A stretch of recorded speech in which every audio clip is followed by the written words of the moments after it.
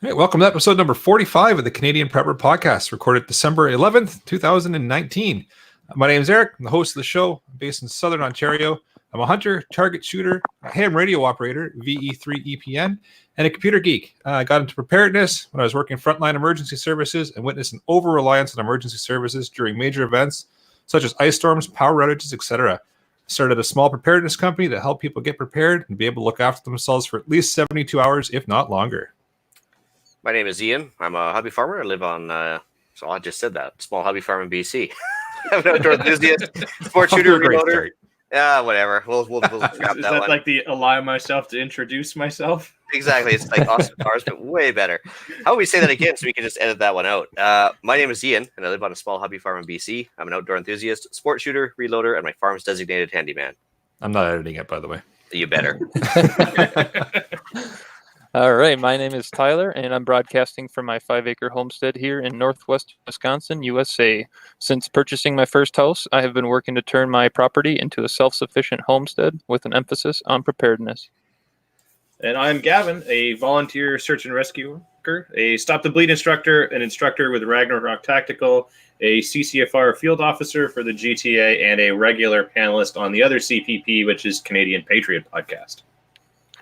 And if you guys want to help support the show and keep the Canadian Prepper Podcast on the air, you can buy a Canadian Prepper Podcast t-shirt at rapidsurvival.com. All proceeds help keep the lights on and the backup generator fueled. And if you're enjoying the show, and I don't see how you couldn't, please take a few minutes and like us on Facebook at facebook.com/Canadian Prepper Podcast, and also submit a review in iTunes. We want your feedback, good or bad. Personally, I love hate mail. So, keeps you honest. Let us know if there's a topic you want us to cover, or if you like or dislike something we're doing. You can send us an email at feedback@prepperpodcast.ca. All right, so we've got some highly visible content for you in this episode. I miss making those jokes. It's been a couple of weeks. We're going to start off with some preparedness-related news articles, and we're going to let you know how we've improved our preparedness since the last episode. And then we're going to get into the main topic for the episode of getting attention when shit hits the fan. Right on. So into the news. I got a little article I threw in there in the show notes. It's actually pretty funny because the guy is, by trade, nothing to do with guns. He is a statistical analyst, should I say, and he basically made a case for owning guns and being prepared for emergencies just by using mathematics based on revolutions and how many countries there are in the world and over the last 200 years and stuff. And he made a very mathematically strong case for firearms ownership and preparedness. So I thought it was just it's about a 5-minute read, but worth your time. And it's very well done. Huh. Very nice. I've got one here. It's about a week or so dated now, but still relevant. FBI warns about smart TVs. So if you've got one of those smart TVs kicking around your house, they're talking about the ability of hackers to gain access to them, turn the camera on, see what you're watching, and more importantly, use it as a launch point to gain further access into your home network. People don't tend to secure those types of devices. They just plug them in, connect them to your internet, and just walk away from them. People that have some nefarious thoughts about what they're going to do with your network and use that as a launching point. So keep that in mind and make sure you update them, and maybe listen to the internet safety episode a couple episodes back as we talk about that kind of stuff. But just don't do it from your smart TV until you secure it. Yeah, exactly. Well, yes. I mean, does anybody still believe that Siri's only listening when you start saying, "Hey Siri"? No. So same thing. I'm sure your smart TV is listening all the time too. So I mean, for somebody to get a live audio feed from your house, that's a thing. Yep. And they're starting to ship now with cameras installed in them as well, similar to like what you would have in a laptop screen. Right. So that's going to be fun. So yeah, I guess no hanky panky in the living room anymore. Well, know, unless you want to be a movie star, I'm just saying. Yeah, you're going to have to start a Patreon for your smart TV, I guess. A firewall access or something. Yeah, sure. Why not? I've got another one here as well. Restoration efforts are underway after high winds knock out power across the Maritimes. So this is from December the 10th, so a little bit more recent. More than 60,000 homes and businesses across the Maritimes were without power Tuesday morning as a storm system bringing high winds and heavy rains swept through the region. So just another good reminder to have your go bag or your 72-hour bag ready to go, because you never know when Mother Nature's going to take out the power. Okay. So that's what happened to Hughes. I was wondering about that. Yeah. It may not be a go bag so much as a stay home bag, but you know, the theory is still sound. Yep. Right. Yeah. I just pulled the article off the web here just a few hours ago. Actually, says on Wednesday the House passed the National Defense Authorization Act, passed in a 377 to 48 vote. So one of the main things this bill did was created Space Force. I've heard quite a bit about that. A little chatter about that in the news the last year or two. Well, I guess ever since Trump's been in office. And according to the article, that was one of the big things he's wanted to push through since being president.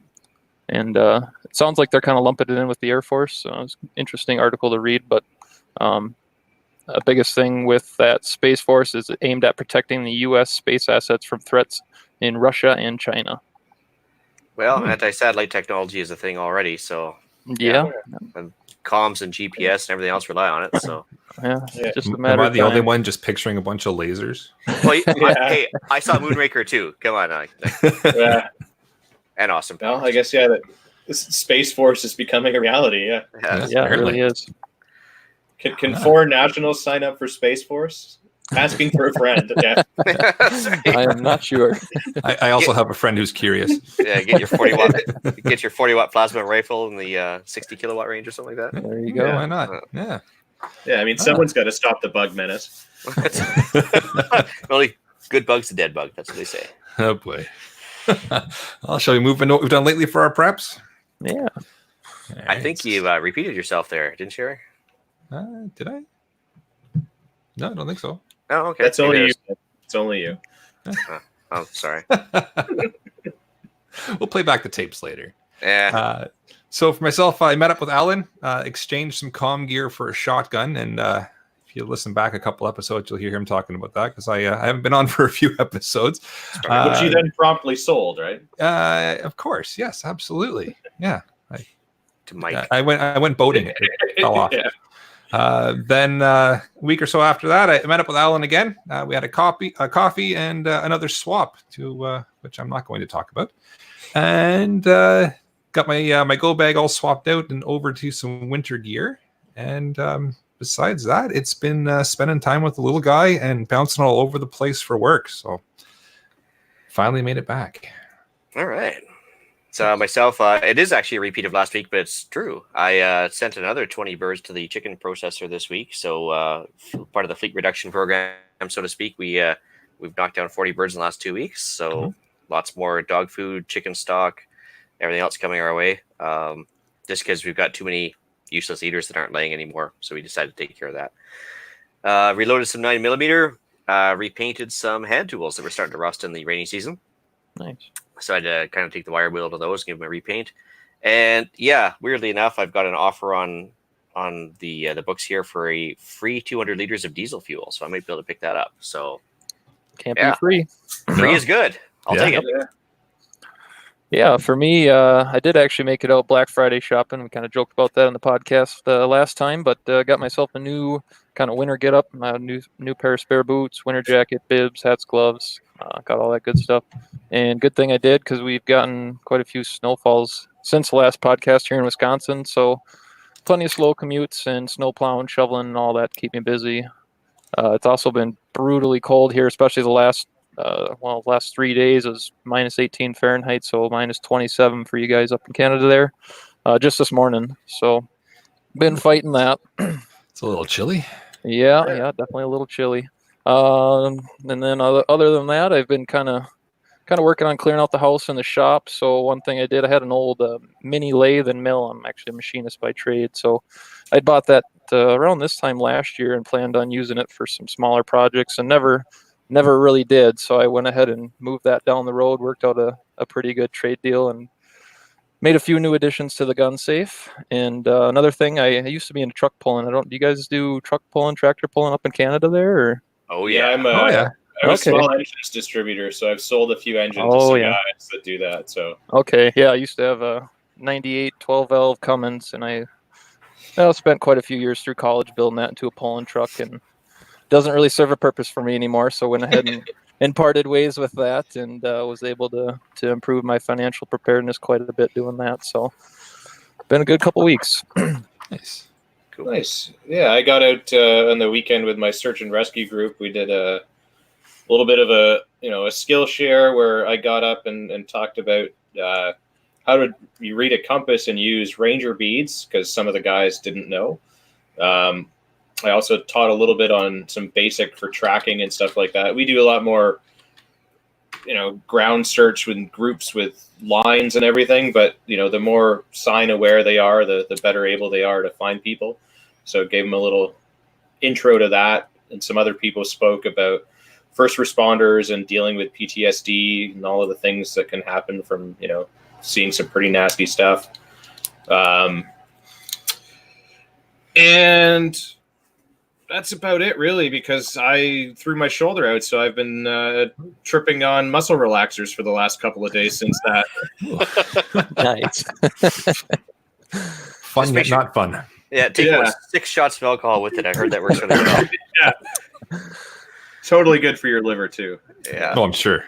Yeah, but I guess other than that, I've started the training schedule for next year, so I've already signed up for my first class next year that I'll be taking at some point in, I think it's June. So Awesome. already thinking ahead for learning and honing skills. Very nice. All right, let's move into the main topic. All right. So does everybody remember the Team America Super Secret Distress Signal? Yes. I can't say that I do.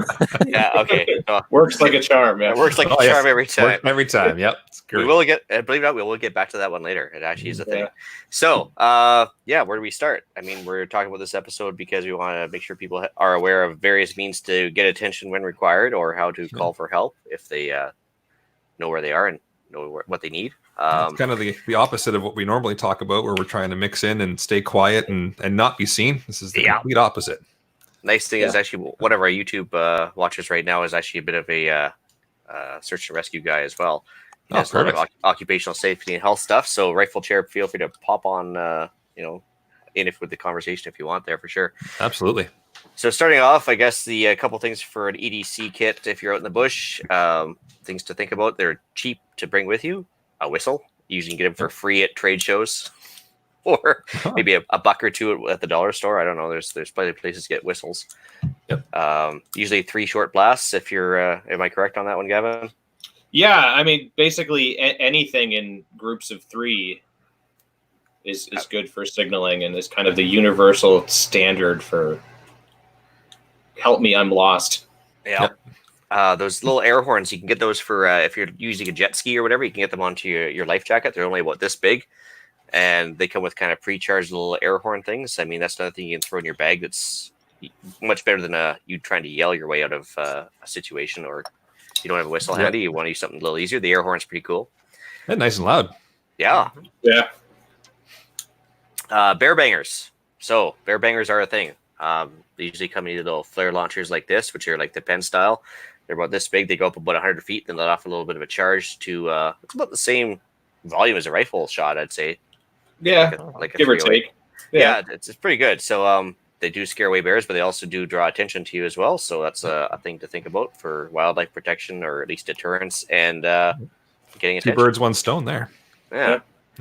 And nice and light too, right? There's not much to these. They do come in that pen style, but they also come in 12 gauge version. I threw a link in the show notes to the 12 gauge bear bangers. Not to be used in a tightly choked shotgun, because you'll just blow your barrel apart. But if your shotgun barrel is wide open, you can throw those things in there and happily deter a bear and or get attention. Signal mirror. Everybody used one? Yep. Oh yeah. Got a little compact one here made out of a set of dog tags. Oh, nice. Decent. Usually the deal is with most of them is you'll usually have a hole to use as an aiming point. Yeah, there you go.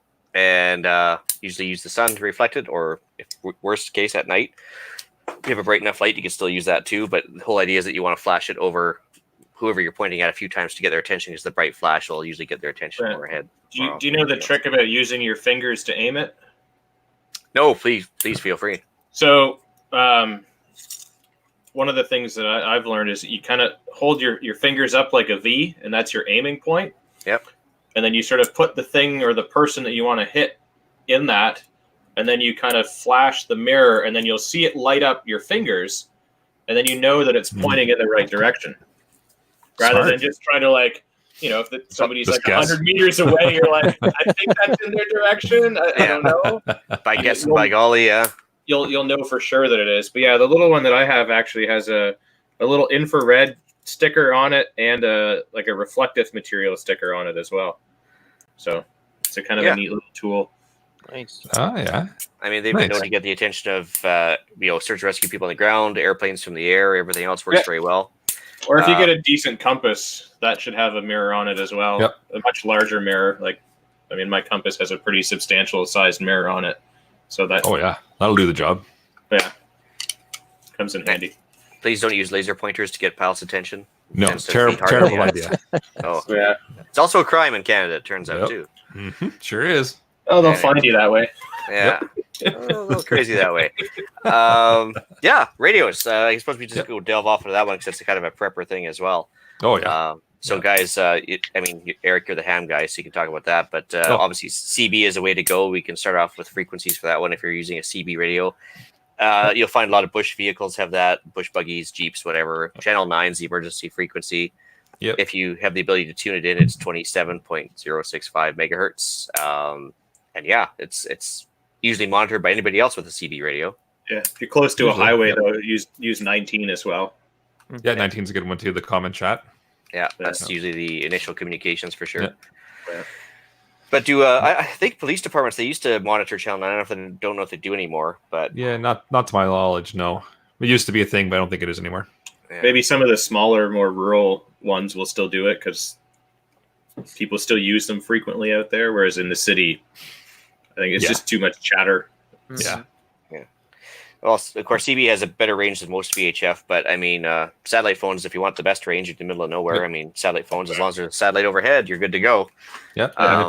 And then if you're a ham operator, if you kind of map out the area where you're kind of going to be and you know where the repeaters are, depending on their elevation, you can hit those from miles and miles and miles away. So, yeah. I was actually looking up. I put a link in the show notes as well, but there's actually a hailing frequency for distress on the ham band as well, which I didn't realize. Yeah, it depends on the area that you're in. Some guys will set up and just monitor the common frequencies that the repeater runs off of. Some have a common hailing frequency as well. Yeah, but it's all dependent on the area that you're operating in. I haven't seen anything standard across the country. Yeah, does that sound familiar though? The one I put in there is like 146.52. I think that's an American thing. Oh, okay. Yeah. Those Americans, I tell you. Yeah, darn Americans. My goodness. Yeah. All right. I wanted to mention the aviation frequencies. They are continuously monitored by large airplanes flying overhead, which usually 9 times out of 10 you're going to have somebody flying overhead of you at any given time. So if you happen to stumble across an aviation frequency band radio, it's either 121.5, or if you're in the military, 243 megahertz. Both of them are monitored by planes overhead.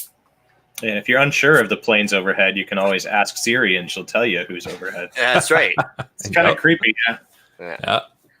All right. And the last one I wanted to mention for frequencies was the marine radio. So, of course, if you're stumble across a boat, some old hunters, I guess, used to use the marine radios in the middle of the bush. Not legally, but they would. Channel 16 is some distress frequency for marine radios. But it's 156.8 megahertz if anybody's interested in that. That's what all I had for frequency usage. I mean, if you're duck hunting in your boat, technically you could use a marine radio, right? There you go. Actually, a rifle chair made a mention there that somebody merchandised audible flares many years ago and rebranded them as bear bangers. Instant millionaire. Yeah, I guess he's just the first guy to think of it. That's perfect. Speaking of flares, so they come in 2 types. You got the pistol or the pen type here, which comes in either center fire or rin fire, and usually they can be adapted to fire both when you buy the new ones now. And then you got the actually we should say there's 3 types. Gavin will show the third. Yeah. But there's a 12 gauge type, which is like these orange pistols that usually are found in boats or sometimes various survival kits. They do take a shortened 12 gauge kind of caliber flare, which you can also get bear bangers for them as well, like you mentioned. Please don't use a 12 gauge shell in these things; they'll blow your hand apart. So if you want, unless you want to be called lefty for the rest of your life, it's not a firearm; it's a flare gun. So mentioning that. Another good point here from Rifle Chair in regards to if you're near the resource or logging roads, knowing the VHF frequency, the RR operating channel. Great idea because the logging trucks are flying around. At least you're going to know if they're coming up or going down. Well, yeah, usually they have to have mandatory call points where they when they're on the way up or down, they'll have the 10-kilometer point or something. They'll say that hey, I'm here, and then you can.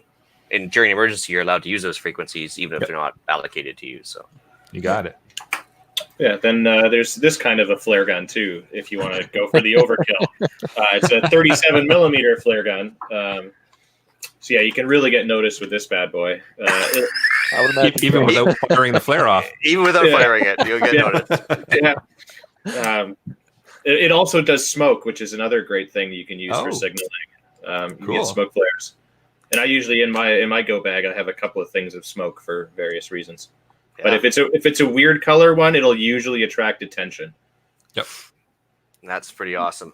White smoke, not so much. Colored smoke definitely will attract attention. Yeah, and also could just clarify too, they're not firearms. They're available in Canada, and they're a thing. Expensive, more expensive than these things though. Yeah. So mine are much They're cheaper. tactical though, so Very tactical. And really fun. Yep. Yeah. So on the subject of smoke there, so we had the smoke signal. Of course, if you have even just one large fire, preferably 3 fires in a triangle. If you have them pre-made up with a little, kind of a TP style fire, and you got a bunch of green pine branches on top, and you have the ability to light them off fast. If you see somebody coming up overhead like an airplane, fairly low level to the ground, that's looking for you, light those off. You'll get somebody's attention.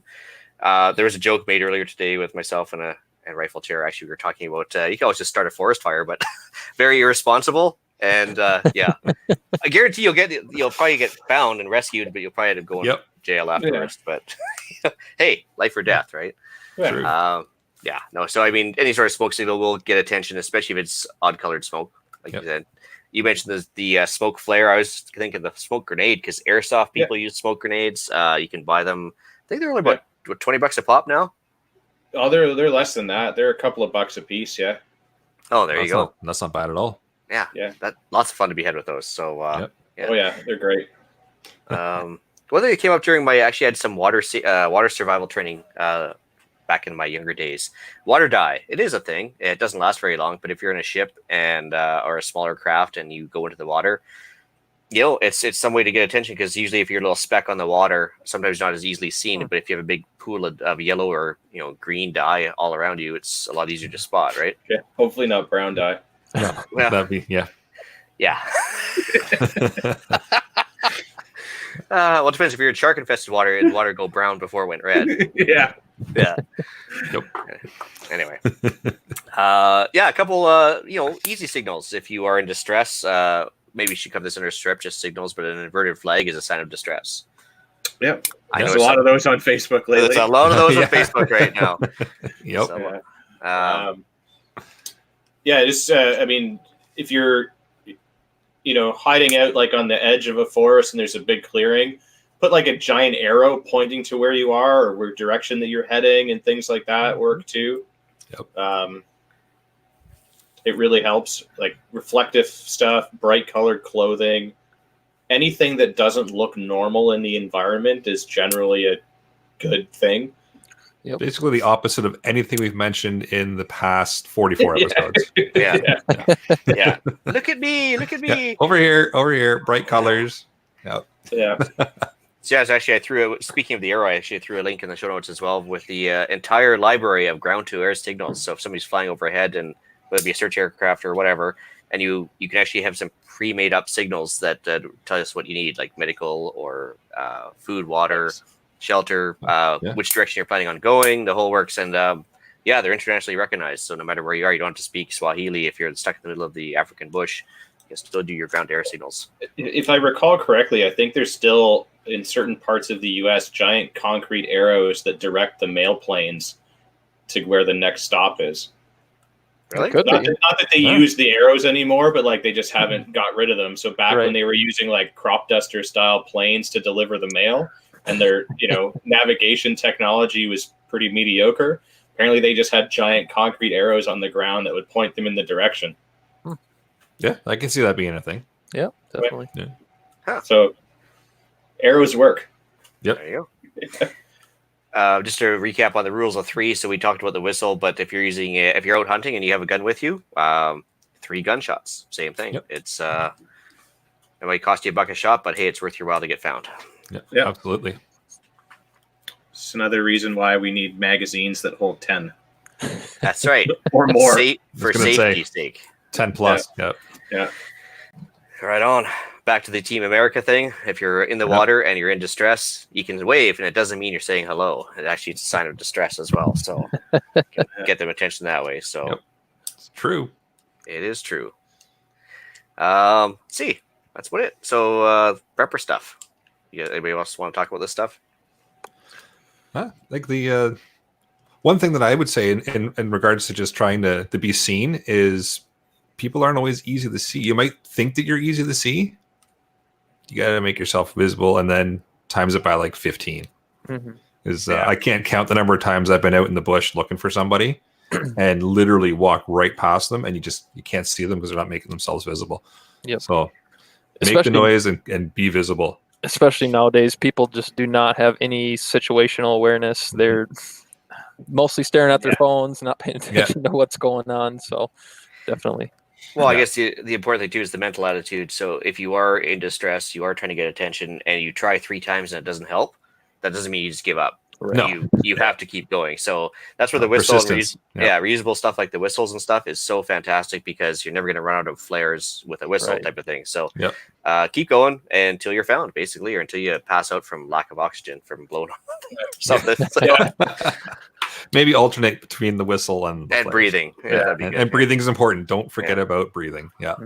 I mean, the biggest thing in all this is like your mental prep. Like all the other stuff is great, but it's your mental state that is going to be your biggest help or hindrance. And just keep positive. Hopefully you never need this stuff, but that Maslow's hierarchy of needs, like if you can build yourself somewhere to stay warm and dry, then you'll be able to survive that much longer because you'll be just that little bit more happy. Right. So under the rules of 3, like, with food, oxygen, air, everything else, 3 seconds without hope, something like that, right? Yep. Yeah. Sounds about right. Another note on that, I guess that, personally speaking, I go out for hikes and walks a lot. Just let somebody know if you're going out into the woods, if you're going out hiking, if you're camping, text somebody, call them. Everybody's got a cell phone nowadays. It takes 5 seconds to say, hey, walking to here, even just going up, for a walk down the road or anything like that too. Kidnappings happen. So that's true. Yeah. Let somebody know. And practice using your gear. And we harp on that like every single episode. Right. But take your flare gun out one day, and when you're on your hike, make sure it works. Make sure you know how to operate it, right? Oh, Safety, of course. Just like expired fire extinguishers, expired flares, you might as well use them up. So see if they still work and practice firing. That way you can realize what it's going to feel like or how the distance it's going to fly, everything else. Because, depends on how high your trees are. Maybe the flares don't even reach the top of the trees, in which case it's kind of useless, right? That would be something good to know before you need it. So, absolutely. So the less in your face stuff with the prepper specific communications, I was actually going to mention the consider using some like more sneaky stuff, like in-house signals to your family and group unit if you want to get a message across without saying anything. Maybe you can leave your window drapes or shutters in a different position, like they do it in the bank robber movies. Super secret code in the morning to make sure the bank is safe. Code words on the phone or on the radio. Those are great. It doesn't have to be a code per se, which would be against the Telecommunications Act. But you could use just a simple word that's published. But if you just use a simple word like turkey amongst each other or something like that, and it means like, hey, come help. Hey, that's just message passed, right? You can leave maybe agreed upon places to leave notes, like as in like a dead drop location. That's a good idea. That's going old school. Like, a little knot hole in the tree, whatever have you. How do you do that with a text message? I think you leave your phone in there because. Or you have a burner phone that's in there, and that's gotcha. Right. Yeah. There's these things called pen and paper. Yep. It's really weird stuff. Strange. For the record, though, if you ever hear me say I'll have the kale salad, please. That is a sign of distress. That is a cry for help if I ever heard one. Or, yes, please give me that light beer. I've decided to stop drinking. Yeah. Yeah. Wait a minute. Whoa. Whoa, something's wrong. Yeah, Nope. and then the last thing I was just going to mention, I think we've talked on it before, but the out-of-province third-party communications. So if you can't get help locally, maybe just try texting somebody out of province or phoning somebody out of province if you do have access to something like that. Long-distance HF versus short-range VHF. I mean, there's always the idea of contacting somebody even further away more easily. Yeah, absolutely, and they might have more abilities to call help for you than you currently have. So can't hurt to try it if you got the ability to do it. Yeah, that, and I mean, even if you aren't close, I mean, I had a friend of mine that had a bit of a issue with his mental state due to some medication, and myself in Canada, another friend in Florida, were able to communicate with police and everything in order to find him in Colorado. Wow. So never underestimate your abilities. Yep. He was posting photos and stuff to go along with it, so we would send it to them on the ground, and they would be, okay, I know where that is, and they would go find him. Oh, perfect. And luckily, he got found, and nothing had happened, and he's now fixed his meds, and everything is good. So, nice. Yeah, it worked out well. Oh, good. Well, that's all I had. Anybody else? Yeah. The comment there from Rifle Chair in regards to just teaching kids to not run from searchers. Great tip. Yep. Yeah, a lot of them actually, through my search and rescue, we do a thing called, what's it called? Hug a tree. Yep. Yeah, they ship from BC. Yeah. And that's kind of one of the things they teach them is like, you're not in trouble, and like if you get lost, just don't panic, just stay put. Yep. They kind don't of wander around. Yeah. Yeah, all of the stuff that we did talk about earlier with, make a signal and use your jacket and bright colors and threes and all of that stuff. But I mean, I did that with a Girl Guides group where they're like 8 years old or something like that. So yeah, you're never too young to learn this stuff. I mean, it's pretty simple, easy stuff, but still important. Yeah, absolutely. Yep. All right. Yeah. I think that covers off. Unless anybody's got anything else to throw in. Nothing. Pretty simple. Know how to use your gear. Know how to signal and get attention. And practice. Don't be that guy that doesn't know how to use their gear. Yep. No, the last thing you want to do is shoot yourself in the face with a flare. It's not going to help. You'll be lost and burnt. Yeah, not good. And blind. Yeah, not good. Yeah. Yeah. Yeah. All right, maybe we'll move into the podcast challenge then. All right. So for the podcast challenge this time, we want you to find 3 items around the house you can use for signaling. So whether it be just a mirror, steal one off your wife, or a mirror compact, makeup mirror, highway flare, or bright flashlight. You can get the cheap Canadian Tire ones for $9.99. They're those huge spotlight ones that go for like 500 yards. Buy a good flashlight if you can't find one. So just 3 items. Yeah, with all of the simple. lumens, all of them. Yes, all yes. of them. 1,000 lumens plus. Yeah. Plus more. Yeah. All right. So we'll move into some upcoming events then. All right. So for the first one, I've got the Podcast for Charity shoot. So well in advance, so nobody can say they didn't see it coming. It's the 10th annual Podcast for Charity shoot hosted by Slamfire Radio. It's going to be July 4th, 2020 in Balmoral, New Brunswick, which is the Restigouche Gun Club. Camping is available for those of you with RVs and tents and the like in nearby a town called Dalhousie. There's going to be a steel challenge, which is 22 pistol, 22 rifle, PCC, or just a regular pistol, I believe, as well. There'll be a steel pistol bay with steel reactive targets, a trap/skeet fun shoot, and you can actually challenge other podcasters to a little shootout for money. And of course, all the proceeds go to the charity, which is to be determined yet. I haven't been told exactly what the charity is. I'm sure it'll be a good one, just like last year was a women's shelter. And just found out that somebody on this panel may be offering a Stop the Bleed class. Ooh. Yeah. Nice. Yeah. That's true. I will be offering a Stop the Bleed course for anyone that's interested. It'll probably be $40 like last time. All of the proceeds will be donated to the given charity. So, yeah.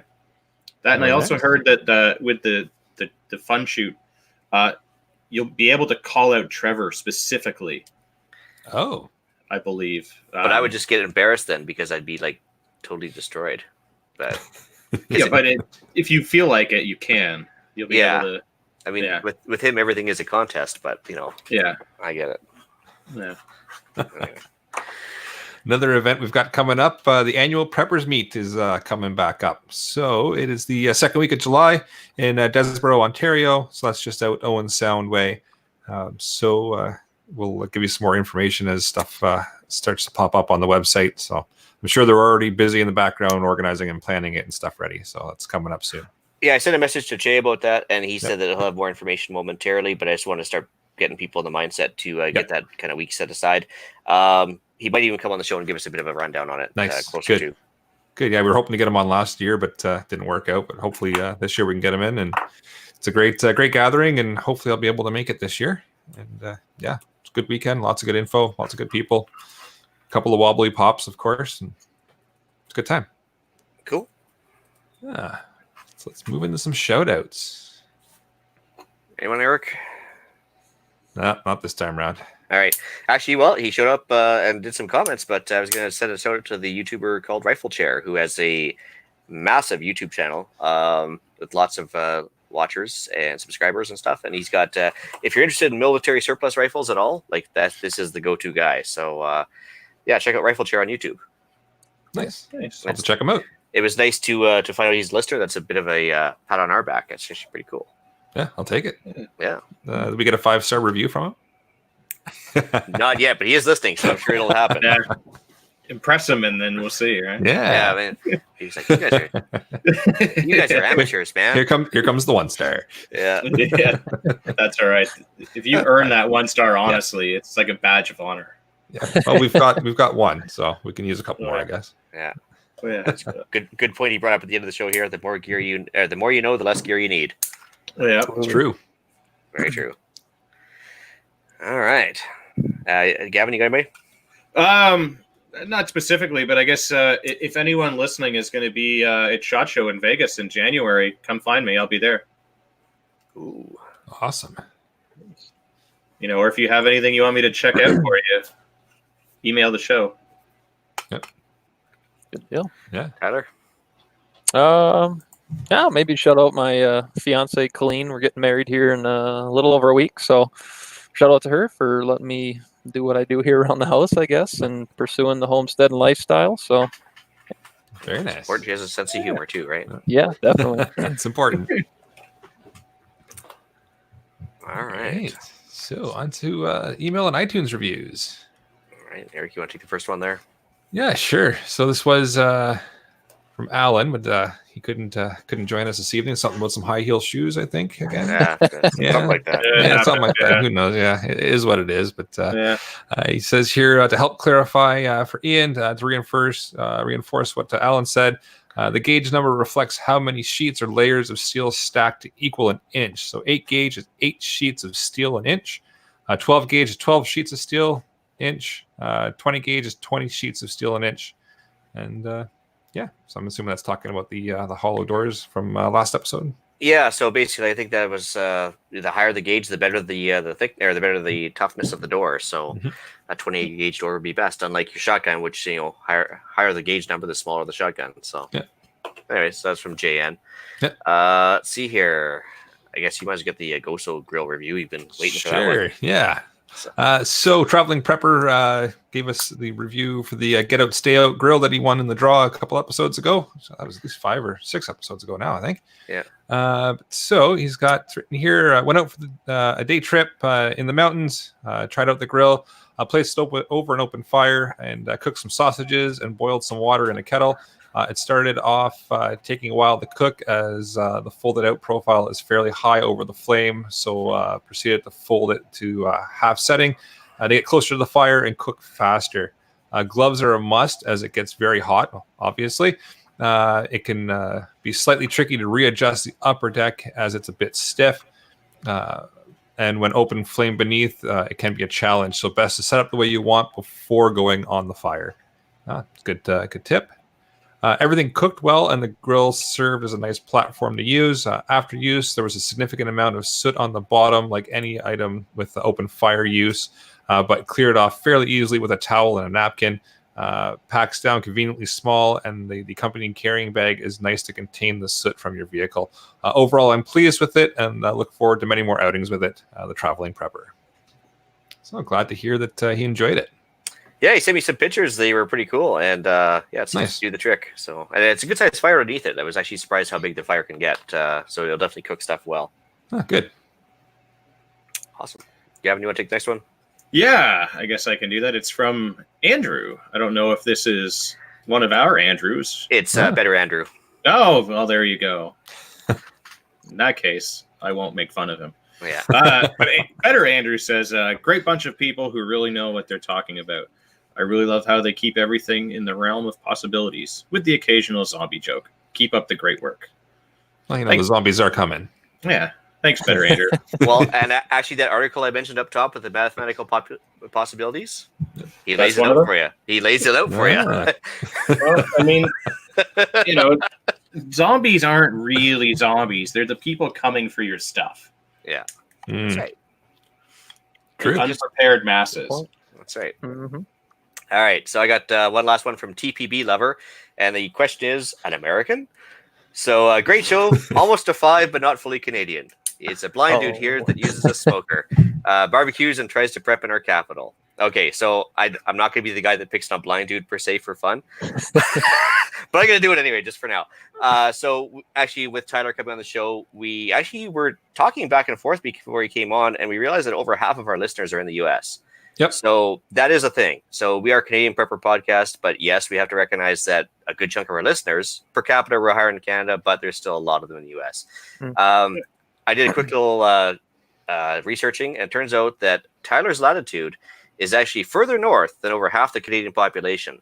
So he's actually got more street cred than a lot of Canadians. So guess what? He's an honorary Canadian now. So that also includes our nation's capital. So so he's actually further north than he's about the same latitude as Sault Ste. Marie, Ontario. And as a guy from Ottawa should know, diversity is our strength. Yeah. So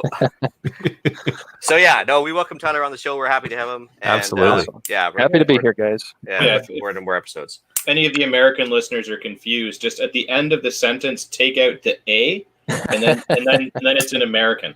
Yeah, that's right. Close enough. Yeah, and we do got another review here from Coilman 1, another fellow American listening in. So he says, I'm a landscaper by trade in Connecticut, USA. So I'm always looking for stuff to listen to while I'm working. As a casual prepper, I stumbled onto your podcast and have been speeding through the episodes. As a prepper, it's fun to listen to and has a lot of useful information.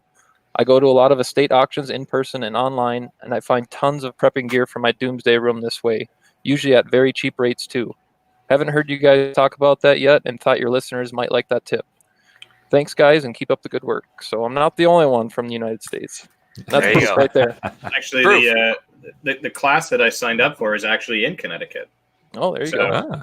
So if you want to come and take a class on lock picking and covert entry with a guy called Searpick and Ed Calderon, go search the Searpick website and you can sign up, and I'll be in that class. I'll be there. There you go. That's cool. Yeah. You mentioned the estate sales. It's actually kind of funny because where I live, it's like basically the retirement capital of Canada because of the warmer climate, and there's no snow and all this other stuff. We also refer to it as Heaven's Waiting Room in the local area here. So as a result, there is a lot of estate sales, and almost daily. So if I had more time off, I would love to take advantage of that. But actually, one of my friends does, and he comes away with gear like you wouldn't believe for super cheap. Does he have an amazing Cooey collection? Actually, there's one guy that specializes in firearms, and his entire business model is estate firearms clear out. And basically, he buys a lot of guns, resells them, does well. There's another guy, his nickname is 5 because he gets everything for $5, whether it be a jack stand for a truck or a mill or whatever. $5. And because usually what happens is the grandkids come over, they want to clear out grandpa and grandma's house in a weekend and get back to Vancouver so they can be done with it. So yeah, we get a lot of that here, and it is crazy the deals to be had. So anyway, Wow. that is a thing. I just like that he has a doomsday room. Yeah, Yeah. no kidding. Yeah, that's pretty good. Things Right. to aspire to. Yeah. Yeah. Yep, doomsday room is now on the list. It's gonna have computer monitors and like a countdown clock, and Yep. Bunch of Maybe ham that- radio that- gear. Real-time Yeah. missile Nice. tracking over the continent, you know. Oh yeah. yeah. Absolutely. Yeah, we're gonna have to start working on building and designing this over the next couple episodes. Yeah. All right, with that, I'll bring episode 45 of the Canadian Prepper podcast to an end. You can find the podcast on iTunes, Podbean, Spotify, or your favorite podcast app. Please help us out. Take a few minutes and submit a review. It helps other people find us. You can also find us at prepperpodcast.ca and, of course, on Facebook. Oh, I guess I'll cover this one. We record these shows on StreamYard. If you want an early peek at the shows, please subscribe to the YouTube channel Canadian Prepper Podcast and click on the notifications tab. This gives you alerts when we're going live. I'll get Gavin on that one. Oh, hey, never mind. Tyler.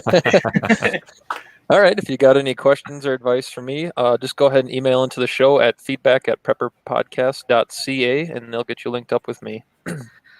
Gavin, where can we find you?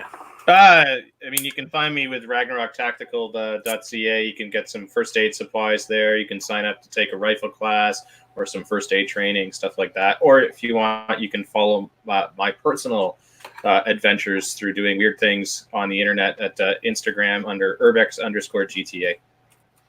Right on. Awesome. You can reach me directly by emailing me at the islandretreat@gmail.com.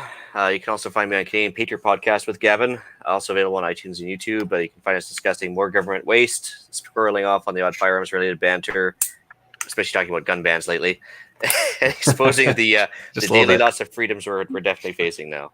Yeah. Awesome. Please check out Rapid Survival at rapidsurvival.com. You can get me there in the live chat while you're buying some prepper gear. You can also email me at feedback@prepperpodcast.ca. Thanks for joining us this evening. You can tune in for the next episode. We're going to be covering off staying warm in power outages.